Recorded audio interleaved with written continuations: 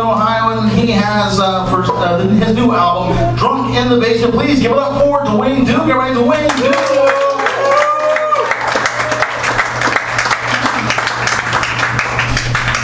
Thanks for coming out tonight. Big round of applause for everybody tonight. So far. What's up, what we doing in North Carolina? Ready to have some fun? Yeah! So you're ready to have some fun? Yeah! Alright. My name is Dwayne Duke. I started my career down in Florida when I moved back to Ohio. You drink too much. You're my people. Alright, you're like this then. When I moved back to Ohio to further my career because I was a little bit homeless, the first show I did, the host didn't get a chance to meet me beforehand. He brought me up on stage like this. He goes, "Alright, guys, you're gonna love this next act. He's been tearing up the South. Put your hands together for David Duke." For those of you who don't know, David Duke is the former Grand Wizard of the KKK Louisiana chapter. So, he does not come to the family reunion anymore.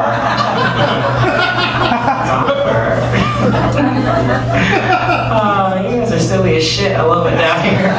It's a man shouting sperm. I was like, what kind of club is this? How do I join?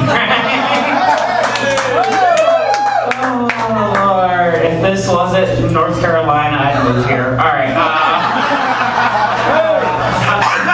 Because your laws are fucked up.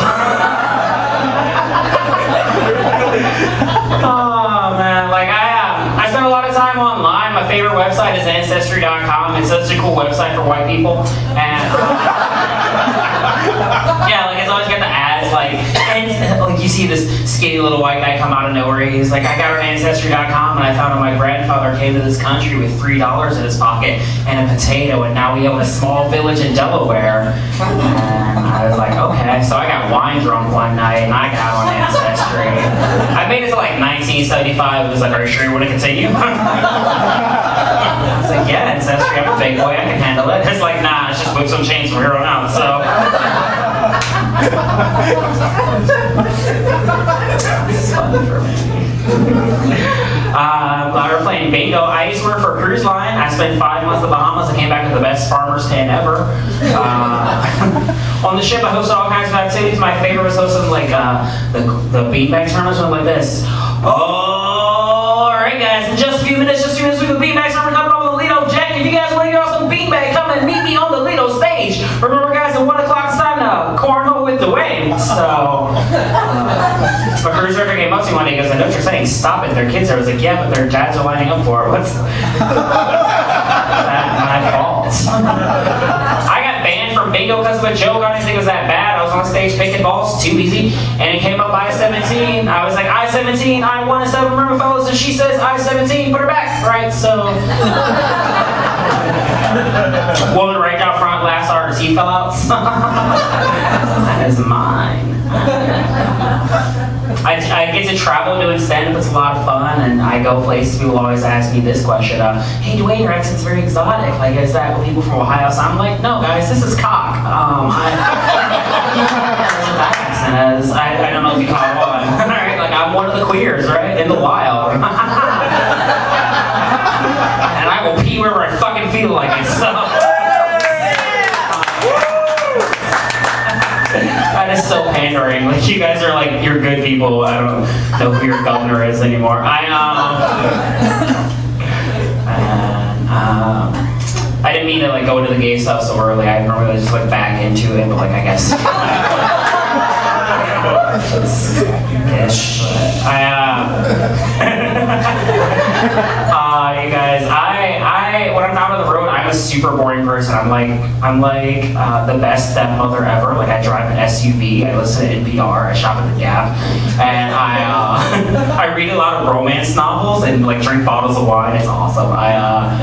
The other day I was like reading a romance novel and a guy got romantically fisted in it. Like, I couldn't have that information by myself. I had to text people and I was like, a guy just got romantically fisted, and she was like, does that mean like thumb out or like pinky out? I was like, nah, bitch, thumb in, right? It's like when you see a bird pecking at some seeds. It's like all the fingers together and the bird's just pecking, and then like you like get in there and you tickle the prostate.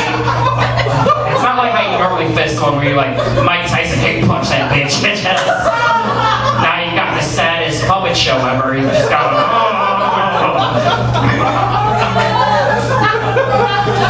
or however your mom proposed to your dad. I don't even.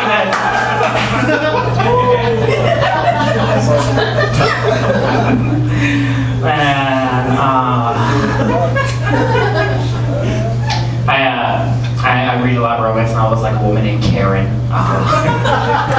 know, the side, she's like mid-50s, she wears all neutral colors. She just walks around Target in like a three-piece outfit. It's like the overcoat, like the tan shirt, the very tight pants. They're all neutral, but she's got the most aggressive granny panty fupa you've ever seen. Like, you know, you see the lines cutting into her body, and it's just like it looks like her snatch is hungry. Like it's eating her pants. It's going inside of her. It's like the Eye of Sauron. Everywhere you look, it just is. And you're like, I can't get away from it. Oh, it's burning my skin. Your snatch is so hungry.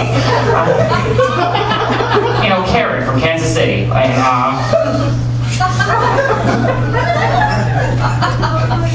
That's an image you won't ever get out of your head. Just fucking snacking snatch of a pants monster. I think that's why I'm queer, right? Because I'm terrified of that shit. Like, you see that once, you're like, ugh, Lord of the Conquerings. What? I don't even. Just get out dancing. All right, I'm going to get back on track. This has evolved. Man, you guys, I didn't get married soon because I'm aging like fine milk. Like this is overtime for me, y'all. I was promised an apocalypse in 2012. You guys remember that? It was like, this is the most bad. Yeah, right. Like, we were gonna die. Yes. And, like I was promised an apocalypse, like December 22nd, 2012. So you know what I did that year? I sent Christmas cards. And December 22nd came and went. December 24th, the cards arrived, and that's when the phone calls started. First one was like, Dwayne, did you send some Christmas cards? I was like, yeah. And they're like, were you drunk when you did it? I was like, I don't know why. Are these your balls? Are these your fucking balls? Did you take a picture of your fucking balls and send them out as a Christmas card? I don't know, Grandma. You're supposed to be dead. What do you want from me? Jokes the big head at the family reunions. I'm dating a lot now, guys, because you have to keep this career going. And I date online because it's the 21st century and social skills are for assholes. Like my favorite is Grindr. It's like Grubhub for dick, right? You guys have delivery right here. So, you know, if you're willing to lower your standards just enough, you can get satisfied in like 30, 35 minutes, right? All right, you guys tighten up on me. That's how I like it. I'm doing pretty good at this dating game. Like I'm dating, you know, younger guys because I'm cute, but I date older guys because I love dinner. And as a trick, I learned from sorority girls. I stayed this one guy till his wife came home, and it was super awkward. Like we're busy in bed, and like the door was flying open, so I'm screaming in. And she goes, "What are you doing? That's my husband." I was like, "I don't know. We're busy, and your curtains are ugly." Always deflect. Always deflect.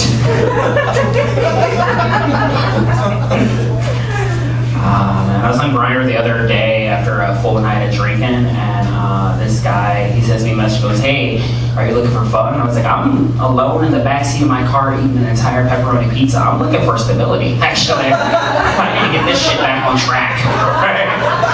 The wheels have come off the train. I'm a drinker. Anybody here still black out? I love blacking out. It's like, I believe if you leave your house, you're on a mission, and you cannot return until you've completed that mission, right? And whatever happens once I complete my mission is no longer my concern until I have like a shame flashback 2 months later. Here's 2 shame flashbacks I had recently. One night I got kicked out of a gay bar for calling a man a fag. Hear me out. He was being a cocksucker. So relax, North Carolina. Like I'm from Ohio. We put O's on all our shit so we can find each other in the wild. Like, and when you see it, you give up the duck call. Like, "OH, what's the correct response to that?" You're damn right it is. Well, I see this guy in the bar and I go running up to him. I was like, "OH," he looks at me like he doesn't know what the hell I'm talking about. I'm like, "OH, you're from Ohio, I'm from Ohio. Listen, this needs to work out or I'm going to die alone." And he goes, oh, the hat? I bought it at a thrift store to match my jeans, so I wore it out. And I was like, bang! And like next thing I know, they just sorted out like I'm the fucking problem, right? But he's like, whatever, I'll leave. I don't know why I use gay voice when I tell that particular joke. Like, I don't always have a gay voice. If an Asian guy got up here with, no, queers, right, alright. Like, I feel my spot in hell getting a little warmer every time I tell that joke, so. My second chain flashback, it's pretty cool. I was at a bar. I saw a guy and I was like, he's very attractive. You need to go over there and like introduce yourself to him. And then this little voice in the back of my head said, nope, touch his dick. And I was like, yeah, all right. Like he's a very attractive man. And clearly he gets hit on all the time. He's got the eyes that you can swim in. So like I was just gonna like go over there, like, all right, here's your big plan of attack. You're gonna walk over, you're just gonna grab his dick. I get halfway across the floor and I see that he's a cop, and he's not just like your everyday cop. He's dressed for battle. He's got an automatic weapon strapped across his back, because this is Florida. There are meth heads everywhere, and they don't just go down with a taser. Nope, you gotta like shoot them a couple hundred times. And we get closer and closer. And there's voices in my head battling out, like the one's like, just get in there, grab his dick. And the other one's like, he is an authority figure, don't do that. Like, say hello like a normal human being. And I hear like 2 gunshots, and I'm like, oh, guess that voice is dead. I get really close, and time slows down, you know, like when you've had way too much whiskey. And I was like, no, I'm just gonna stick my hand out. And I'm like, hi, my name is Dwayne, it's very nice to meet you, what's yours? But then that little voice in the back of my head said, no, grab his dick, and I did. And he didn't even shoot me at first. Like, it took 2 hours, but I've got skills. Lord, dating's awful. Man, you guys, this is one of those nights where I'm just like, yeah, I don't know why I do this either. Lord. I once blacked out and joined a softball team in Las Vegas at a bar I'd never been to before. I didn't live in Vegas at the time. I was just drinking, and I walked to a bar. It's like 4:30 a.m. on a Sunday, and they were like, oh, we're taking sign-ups for our softball team. And I was like, sure. So I show up for practice that Thursday, thinking it's just going to be me and a bunch of chubby dudes throw the ball around and head back to the bar. And that's what it was for like the first 10 minutes. Then the lesbian showed up, and I was like, well, we are all fucked. Yeah, because if you've ever met one, they throw a mean pitch.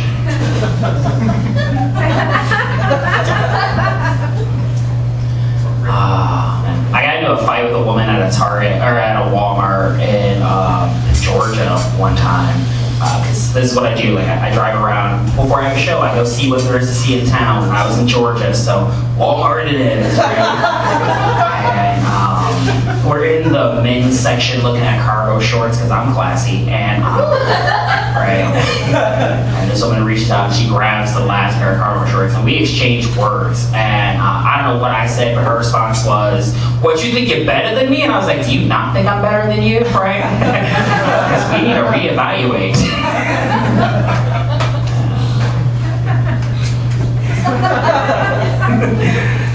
This is fun. I'm on a road trip right now. A lot of comics call them tours. I call them road trips. That explains the bank account. Wilmington's a great stop. Last night I was in Richmond, Virginia. They've got a slogan downtown. It says, building on history. And it really should just say, awful shit happened here. You can't talk. This is North Carolina. Awful shit still happens here. I was super lucky a couple years ago to get booked to do some shows in New York City, and I was thinking about moving there. So I went up and I stayed in this super nice hotel. It was the La Quinta Inn, which is Spanish for too broke for Holiday Inn, right? And like I was going out and I was getting acquainted with the town, and I was back at my place acquainting myself further with someone. Like I'm acquainting his brains out when the door flies open, and it's the housekeeping, and she's an older black woman.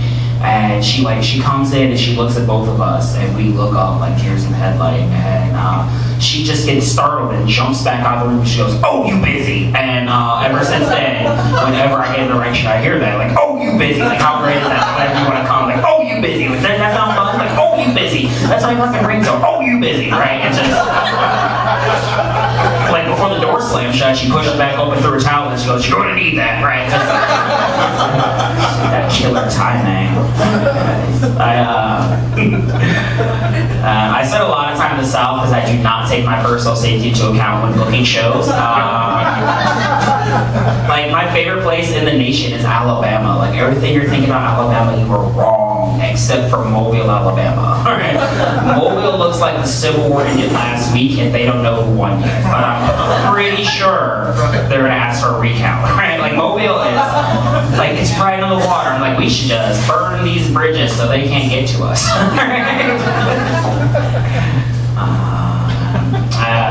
I'm going to be in Oxford, Mississippi next week. I'm super excited about that. Last time I was in Oxford, I performed at a place and I looked around and I said, "Man, there's no black people here." Like, almost like something awful happened here a really long time ago. The first chance they got, they all left, when they were free. So, should probably look into a history book, see if there's anything about that here. I drive everywhere I go, and I spend a lot of time in my car just cosplaying homeless.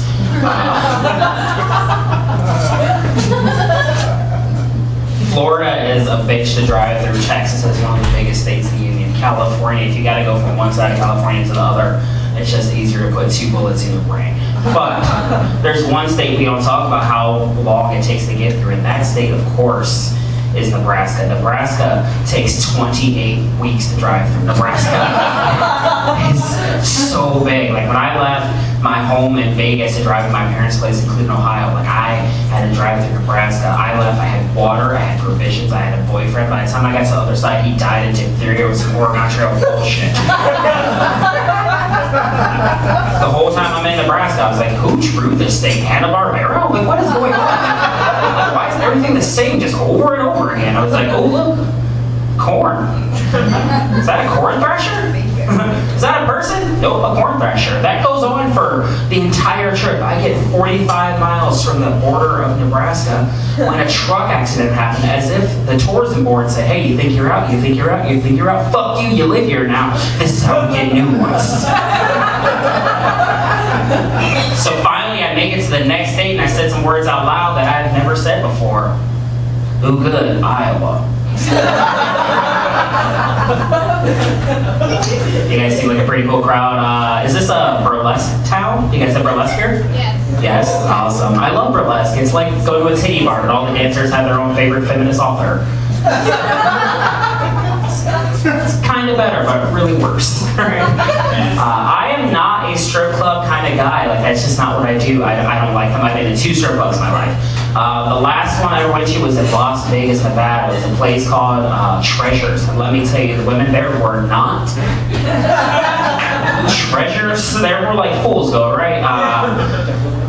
So I'm at this super fancy restaurant called the Outback Steakhouse, and we're leaving, and this man hops out of nowhere and goes, "Hey man, you want to see some titties?" I was like, "No, not really. I just have ribs."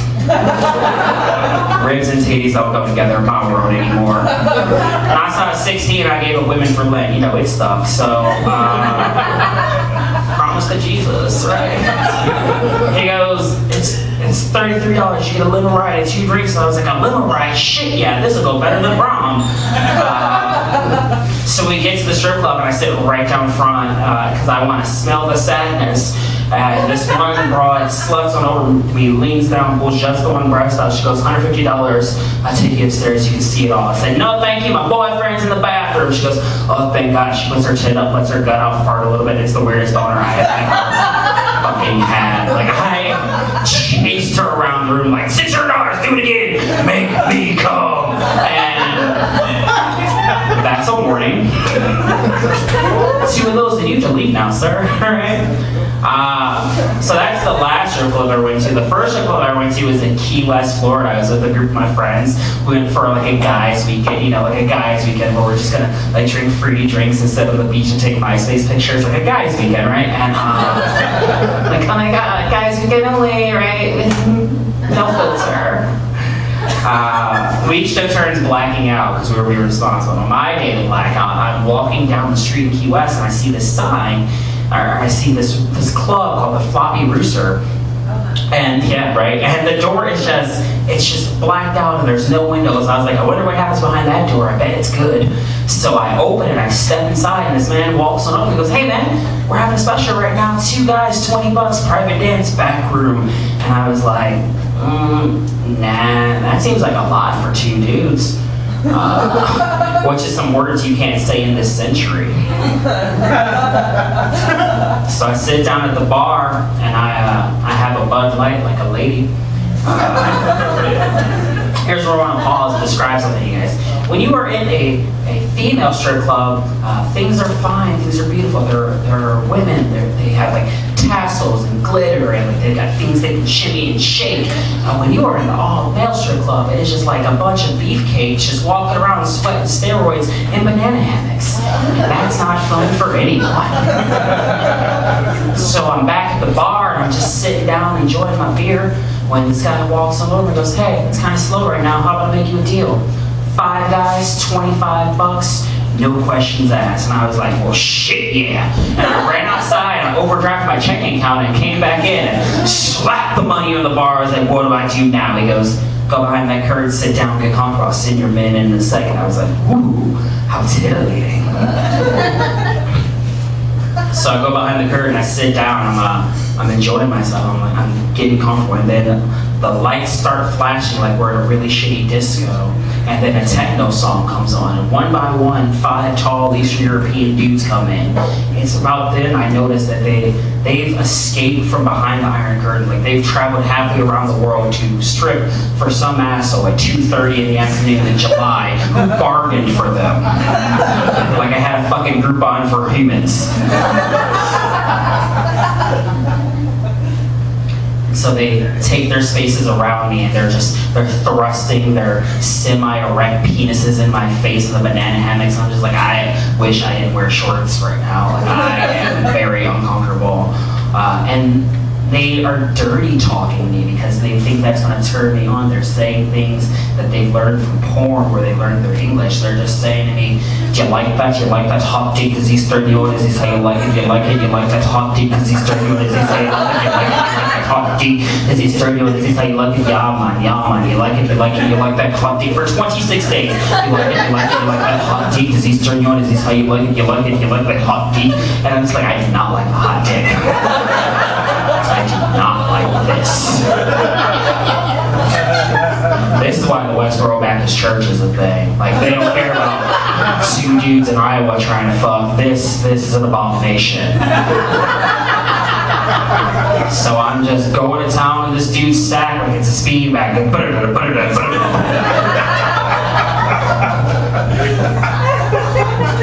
Finally, 8 months later, I'm released from their captivity, and I can just walk out into the daylight, and I'm just like, guys, I seen some shit.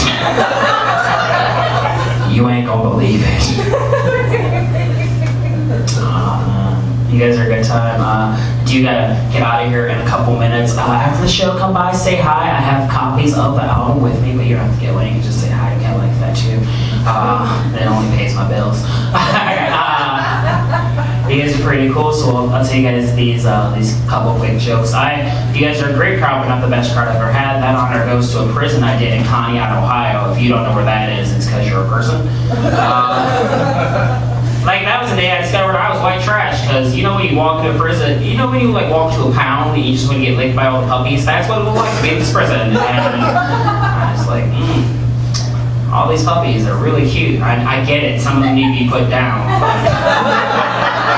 I think I can rehab a few of them, right? I'm a citizen of the world, so I do my civic duty, and that is, of course, going to get AIDS tested. as frequently as I feel like. And I do it, because I'm better than you. And no, but I day drink when I do it, and it's really fun. I go and I sit in a medical office and I lie to a medical professional about the number of people I've slept with. She's like, well, how many people have you slept with since your last test? Like, I don't know, 5, 10, 15. It's been a slow week. And so they take your blood and they make small talk with you as you're trying to remember your Emmy's acceptance speech because you don't want to forget anyone from your suicide note later. And she sends me out to the waiting area, and it's me and 2 other guys who are sitting there. And she comes out, and she's got 3 pieces of paper, or she's got 2 pieces of paper like it's America's Next Top Model, and she's about to eliminate one of us. And so she walks to the first guy, she just flips it over, she goes, Robin, you're good to fuck. And now it's me and the other guy, and I'm looking at him like, oh, you done fucked up now. And she then flips it over and she gives it to him, and I was like, oh, I wish I had that suicide note ready. I'm gonna need that in about 15 minutes. She goes, Mr. Duke, you wanna join me in the back for a moment? I was like, sure, why not? I don't have anything to do for the rest of my life. And I follow her to the back. She stops midway. She turns around. She goes, oh, here's your paper. You're negative. I just wanted to get your phone number. I got a friend I think would really like you. And I was like, oh, do you? We could have done this in the lobby, actually. We could have done this in the streets. You could have climbed Mount Everest and shouted, you ain't got AIDS. I just want to get you laid. So I skipped out of there singing my negative song. I got the ace a day. I don't know what yours is, but that one's mine. Feel free to sing whatever you want. All right. I do spend a lot of time doing this, and I was recently in a small town in South Carolina. It's a college town where the mascot is the Gamecocks. And I was at a truck stop trying to make rent when two F-150s full of dudes pulled up, all wearing matching t-shirts and just said, I love cocks. I was like, that is a trap. That's how you go missing. Like, I don't want to eat low-hanging fruit. Not today, Satan. All right, guys. My name's Dwayne.